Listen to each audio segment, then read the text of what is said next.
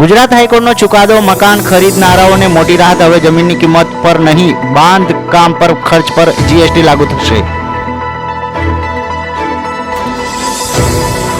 HNGU નો નવો નિયમ, કોલેજમાં દાખલ થવા હવે પ્રવેશ પરીક્ષા પાસ કરવી પડશે। વિદ્યાર્થીની સેન્ટ્રલાઇઝ પ્રવેશ પરીક્ષા લેવાશે। ઠેર ઠેર પાણીનો પ્રશ્ન, છોટાઉદેપુર નગરની 35,000 જેટલી વસ્તી 1.5 દિવસથી પીવાના પાણી માટે તડવડે છે।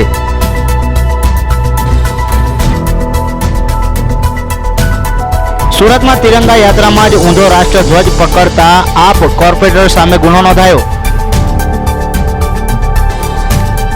સ્કૂલ ફી મામલે અરજી, ગુજરાતમાં ધોરણ 1 થી 8 ના વિદ્યાર્થીઓની 25% ફી પરત કરવા મામલે વાલી મંડળની હાઈકોર્ટમાં અરજી।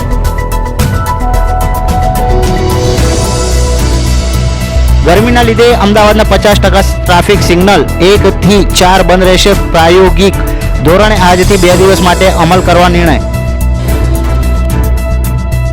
આ કેવી કાર્યવાહી? 17 વર્ષમાં AMCએ 112 કોન્ટ્રાક્ટરને બ્લેકલિસ્ટ કર્યા, એક પણ અધિકારીને સજા નહીં।